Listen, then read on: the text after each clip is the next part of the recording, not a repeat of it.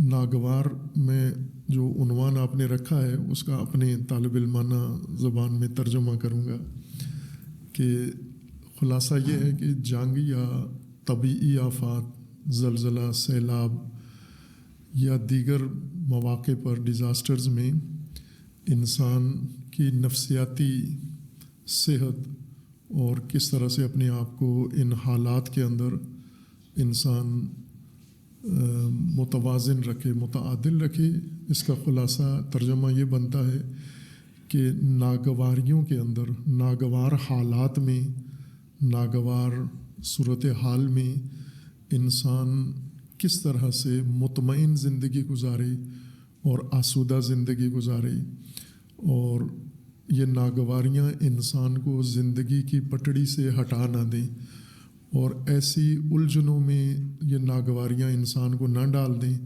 جو اس کا سفر روک لیں، جو اس کو مقصد سے دور کر دیں، جو اس کو اپنے زندگی کے اہداف و مقاصد سے ہٹا دیں۔ ناگواریاں انسان کی زندگی کا حصہ ہیں۔ اللہ تعالیٰ نے انسان کو زمین کے لیے پیدا کیا ہے اور زمین پر پیدا کیا ہے۔ ہر چند ہمارے ذہن میں یہ شکوہ کبھی اپنے آبا کے بارے میں آتا ہے، حضرت آدم علیہ السلام کے بارے میں، کہ اگر وہ جنت میں وہ دانہ نہ کھاتے تو ہم شاید جنت میں ہی ہوتے۔ نہ، اس سے پہلے آدم کو جنت سے بھیج کے نکالنے سے پہلے اللہ نے فرمایا تھا کہ انی جاعل فی الارض خلیفہ، یہ زمین کے لیے پیدا کیا ہے اور زمین پہ اس نے جانا ہے۔ اب جو بھی بہانہ ملے، دانہ نہ کھاتے، کوئی اور بہانہ بنتا، بالآخر ہم زمین کے لیے تھے اور زمینی لوگ ہیں، اور زمین ہماری زندگی کی جگہ اللہ نے بنائی ہے۔ اور زمین ایسی جگہ ہے جہاں پر انسان کے لیے دونوں قسم کے متضاد حالات ہیں۔ خوشگواریاں بھی اللہ نے مہیا کی ہیں، تمام اسباب جو انسان کو زندگی میں خوشگواریاں فراہم کرتے ہیں، اور ناگواریاں بھی اس زمین کے اوپر موجود ہیں۔ یہ اسباب بھی اللہ تبارک و تعالیٰ نے اس نظام کا حصہ بنایا ہے کہ انسان خوشگواریوں اور ناگواریوں کے درمیان میں ہے۔ خوشگواریاں پیدا کرنے والے اسباب اور ناگواریاں پیدا کرنے والے اسباب کے بیچ میں اللہ نے انسان کو رکھا ہے۔ ایک ضابطہ قانون ہے کہ انسان سے متعلقہ کوئی چیز بھی ہو، وہ جب تک انسان کی حقیقت انسان نہ سمجھ جائے وہ موضوع نہیں ہمیں سمجھ میں آئے گا۔ جیسے دین انسان کے لیے ہے تو دین کی سمجھنے سے پہلے آپ کو انسان کو سمجھنا ہوگا تاکہ صحیح دین سمجھ میں آ جائے۔ اگر انسان کے بارے میں ہماری معرفت، ہماری شناخت، ہماری پہچان صحیح نہیں ہے، ادھوری ہے، ناقص ہے یا سرسری اور غلط ہے، تو پھر ہم یہ توقع نہ رکھیں کہ ہمیں دین صحیح سمجھ میں آ جائے گا۔ اسی طرح جتنی بھی ہیومینٹیز ہیں جن کا موضوع انسان ہے، انسان کے بغیر یہ سمجھ میں نہیں آتی۔ تو یہی موضوع کہ انسان کو اللہ تبارک و تعالیٰ نے اس طرح سے بنایا ہے کہ تضاد انسان کی زندگی میں آئے گا، انسان کے ماحول میں تضاد ہوگا، انسان کے راستے میں تضاد ہوگا، انسان کو درپیش جتنے مسائل آئیں گے ان کے اندر تضاد ہوگا، یعنی ایک آپشن نہیں ہوگا، ہمیشہ انسان دو راہے پہ رہے گا، اس کے سامنے دو راستے ہوں گے ہمیشہ۔ اور کیوں ضروری ہے؟ چونکہ انسان صاحب ارادہ ہے، صاحب اختیار ہے۔ اگر ارادہ اور اختیار نہ ہوتا انسان کا، پھر انسان کسی اور شکل میں ہوتا، انسان نہ ہوتا۔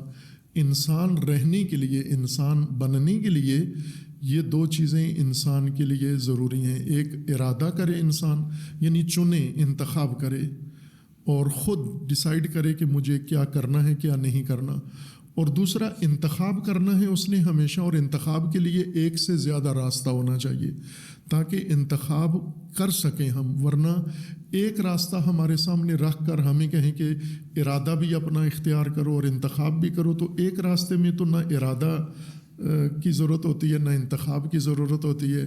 جیسا کہ انسان کے علاوہ باقی موجودات ہیں ان کے سامنے ایک ہی راستہ ہوتا ہے اور وہ کسی کے ارادے سے چلتے ہیں، اللہ کے ارادے سے۔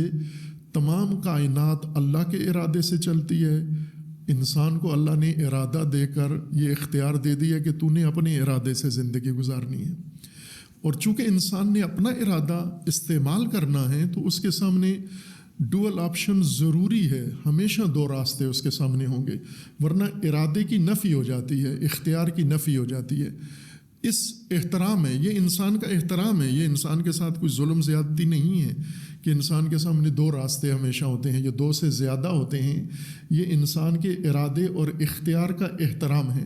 آپ یہاں یونیورسٹی میں فیکلٹیز رکھی ہوئی ہیں اور اس میں اسٹوڈنٹس کا اختیار ہے کہ آپ جو بھی چاہیں انتخاب کر سکتے ہیں، لیکن اگر آپ ایک ہی مضمون رکھیں اور باہر اشتہار لگا دیں کہ اسٹوڈنٹس کو اختیار ہے جو مضمون اختیار کرنا چاہیں، جب اختیار کرنے آئیں تو آپ کہیں صرف ایک مضمون ہے، تو یہ بے احترامی ہے انسان کی یا اسٹوڈنٹ کی۔ احترام یہ ہے کہ ان کو موقع دو، ان کے لیے آپشن رکھو کہ وہ دو میں سے ایک کا انتخاب کر سکیں۔ اس لیے اللہ تعالیٰ نے انسان اس طرح سے بنایا کہ وہ چن سکے، انتخاب کر سکے، اور دوسری طرف سے ماحول انسان کا اسی تضاد والا ماحول، متضاد ماحول بنایا ہے تاکہ اس ماحول میں انسان چن سکے۔ آدم علیہ السلام کو جنت میں بھی اللہ نے دو متضاد آپشن دیے، ایک کو کہا کہ یہ آپ انتخاب کرو، ایک کو منع کیا کہ یہ نہیں کرنا، تو انہوں نے ارادہ کیا، اختیار کیا اور وہ ممنوع چیز تناول کر لی، تو ناگواری وہیں سے شروع ہو گئی، مشکلات وہیں سے شروع ہو گئیں۔ عموماً جو ہم بحرانوں میں اور حوادث میں، ڈیزاسٹرز میں، چونکہ ہمارا بھی ایک قسم کا سوچ کا موجودہ نسل کا انحصار میڈیا پر ہو گیا ہے کہ ہماری جگہ میڈیا سوچے۔ اب تو اے آئی بنا کے انہوں نے اور آپ کو آسودہ کر دیا ہے کہ بالکل ہی ہمیں سوچ سے فارغ کر دیا ہے۔ آپ نے سوچنے کا کام بھی اس ٹیکنالوجی کو دے دیا ہے۔ یہ ٹیکنالوجی بہت عمدہ ہے، اس سے استفادہ کریں، لیکن یہ ہماری سوچ، ہماری عقل کو تالا نہ لگا دے، یعنی یہ نہ ہو جائے کہ ہم سوچنا چھوڑ دیں۔ ہم جب ہم دوسروں کی سوچ پر اعتماد کرتے ہیں، انحصار کرتے ہیں، جو چیز وہ ہمیں نشاندہی کرتے ہیں میڈیا کہ یہ اچھی ہے، ہم اسے تلقین کے طور پر قبول کر لیتے ہیں کہ یہ اچھی ہے۔ انسان جب مر جاتا ہے، قبر میں لٹاتے ہیں تو تلقین پڑی جاتی ہے۔ تلقین کا طریقہ یہ ہے کہ مردے کو قبر میں لٹا کے اس کا کندھا پکڑیں ایک آدمی، اور دوسرا اوپر بیٹھ کر اسے یہ کہے کہ اے فلاں، میت کا نام لے، اے فلاں فلاں کے بیٹے، تو سن سمجھ کہ تیرا رب اللہ ہے، تیرا اس دین اسلام ہے، تیرے رسول نبی رسول اللہ صلی اللہ علیہ وآلہ وسلم ہے، قیامت حق ہے۔ یہ تلقین ہے جو میت کو کی جاتی ہے۔ زندے کو تعلیم دی جاتی ہے، تلقین نہیں کی جاتی۔ تلقین یک طرفہ ہوتی ہے، بولنے والا تلقین کر رہا ہے، سننے والا صرف اس کو بغیر کسی عکس العمل کے قبول کر رہا ہے۔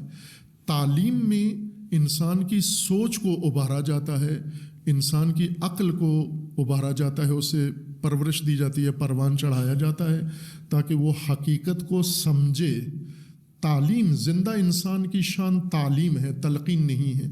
لیکن ہم جس دور میں ہیں، ہمیں جہاں پر بہت ساری سہولتیں ملی ہیں ٹیکنالوجی کی برکت و مدد سے، وہاں پر ہمارے لیے مشکل یہ پیدا ہو گئی کہ تعلیم کا عمل تلقین میں بدل گیا ہے اور یک طرفہ طور پر تلقین ہو رہی ہے، اور ہم میت کی طرح اس کو صرف قبول کرتے جا رہے ہیں۔ مثلاً یہ کہ خوشگوار کیا ہے اور ناگوار کیا ہے، یہ ہماری اپنی تشخیص ہونی چاہیے۔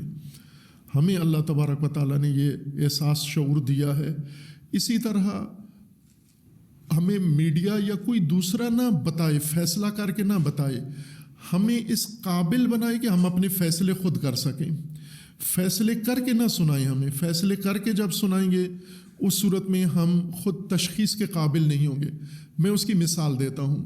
چھوٹے بچے گھر میں ہوتے ہیں، بڑے بھی ہو جاتے ہیں، آپ کا بھی اپنا تجربہ ہوگا۔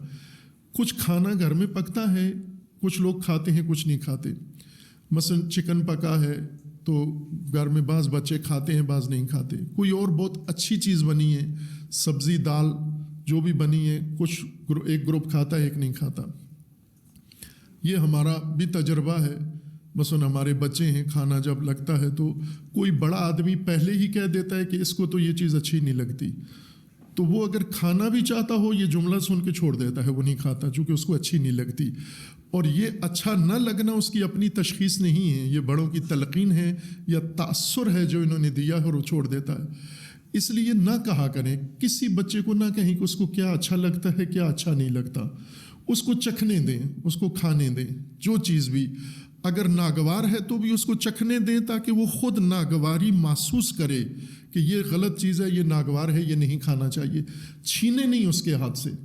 اسی طرح جو چیز وہ نہیں کھانا چاہتا اور آپ کھلانا چاہتے ہیں، آپ ٹھونسے نہیں اس کے منہ میں، اس کو خود موقع دیں، آپ کھائیں رغبت سے۔ مثلا جو چیز آپ بچوں کو کھلانا چاہتے ہیں آپ بڑے رغبت سے کھائیں، اور پھر بچہ دیکھ کے احساس کرے گا کہ ان کو لطف آ رہا ہے، مزہ آ رہا ہے، تو میں بھی دیکھوں کیا چیز ہے، تو وہ اس کو کھانا شروع کر دے گا۔ لیکن جب ہم بچے کو خوشگوار اور ناگوار ہم بتاتے ہیں تو وہ اچھی چیزیں چھوڑ دیتا ہے، اور کئی چیزیں جو ہمیں اسے نہیں پسند وہ ٹھونس لیتا ہے اپنے اوپر۔ یہ خوشگواریاں ناگواریاں تشخیص خود انسان کرتا ہے۔ بس پہلی چیز جو ہمیں قرآن کریم سے، اللہ تبارک و تعالیٰ کی کتاب سے جو ہدایت ملتی ہے وہ یہ ہے کہ انسان جس ماحول کے اندر پیدا کیا گیا ہے وہ متعادل ماحول ہے، اس کے اندر تعادل ہے، توازن ہے، بیلنس ماحول ہے، وہ اس کے اندر خوشگواریاں بھی ہیں اور ناگواریاں بھی ہیں۔ ان خوشگواریوں ناگواریوں کے اسباب مختلف ہیں۔